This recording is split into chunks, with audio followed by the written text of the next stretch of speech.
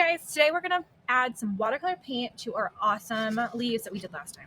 So you should have lots of patterns and colors inside your leaf. One thing I showed you guys that you could do is you could take your one of your oil pastels, whatever color you want, and go around the outside edge of your leaf, and that kind of makes it look like it's glowing. So I'm gonna do that on mine really quick.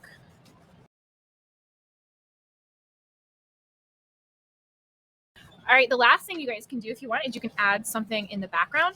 One thing that's kind of fun is if you use a white oil pastel or crayon. I know you can't really see what you're drawing, but when we paint over top, you will see it pop out later. So I'm gonna add a couple little designs with some white, and they're kind of like secret messages in my art when I start painting. Remember, you just have to push kind of hard so that it shows up when we paint. Okay, so now what I'm gonna do is I'm gonna get a small cup of water. I'm gonna fill it halfway and share that at my table with 1 container of watercolor paint. Now, watercolor paint is sleeping. That means it doesn't work unless you wake it up with some water. So we're gonna leave this on our messy mat to share with our neighbor. And when we're ready to use a color, we have to get it wet first. So we're gonna take our paintbrush. I'm using a medium-sized paintbrush or a small paintbrush.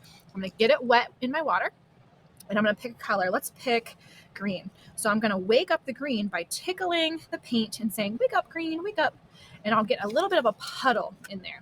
Once I have a little bit of a puddle, I am ready to start painting, okay? So you need a lot of water and a little bit of paint. Now I'm gonna pick the section I'm gonna start painting on. I'm gonna paint this one, and I'm gonna spread that watery paint out. It should be nice and watery. That's why it's called watercolor paint. So I used a perfect amount of water because if you look closely, it's pushing away from the oil pastel and I can still see it underneath, which is exactly what I want. If I can't see my oil pastel, it means that I don't have enough water. So what I can do if I ever have too much paint and not enough water and I can't see very well, I can take a little bit more water on my paintbrush and I can spread it out with a little bit of water.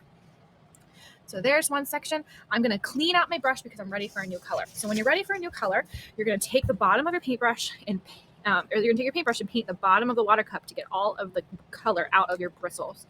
When you do this, you can also kind of splish the side. You're never gonna tap like this because it makes a big mess and it splatters everywhere. So you can just splish it against or swipe it against the side.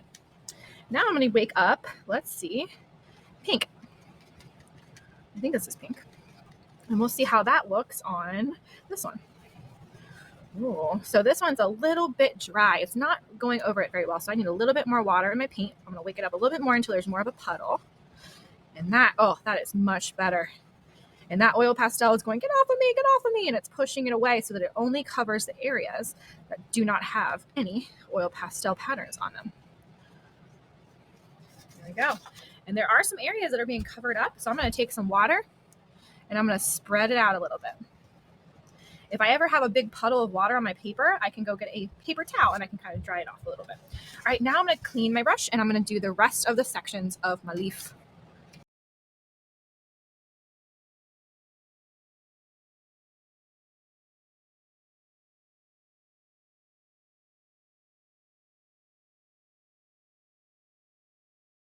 All right, boys and girls, now I'm finished with my leaf, so I'm gonna paint the rest of my paper. So one thing I wanna show you is that when I paint, I do one color at a time and I don't put them all together on top of each other.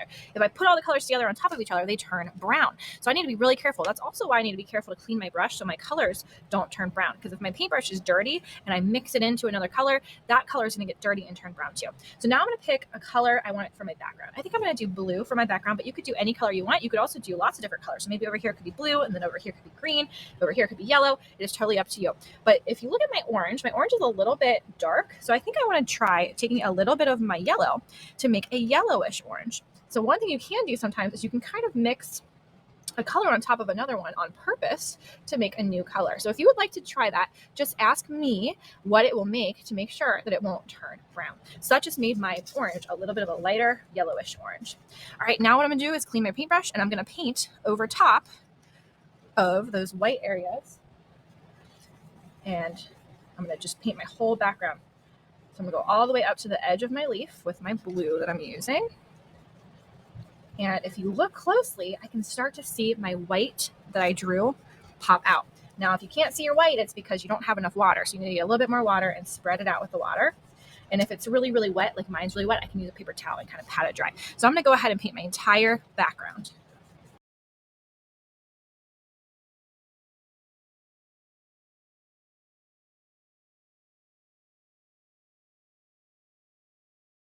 All right, boys and girls, I painted my entire background, but I wanted to show you something that might happen in your artwork. So at the very top, I can tell that something doesn't look quite right. It's really rough and it's kind of sticky and really shiny. And I think what's happening here is that I don't have enough water because it should look really watery like this purple over here. So what I'm going to do is I'm going to take my paintbrush and I'm just going to get it wet with just some water, and I'm going to spread out that paint that's already on the paper, so it's not thick and sticky, and it's not shiny. And that's going to make sure that I'm using my watercolor paint correctly with a lot of water and a little bit of paint. And I'm going right up to the edges of my paper because I'm a level 4 artist and I'm going to paint the entire thing. So when you are finished, boys and girls, it's going to be flimsy because it's wet from the watercolor, but you're going to hold it with 2 hands like this and carry it to the drying rack to dry. You guys did a great job. We have some finishing touches we're going to do next time, and I will see you then.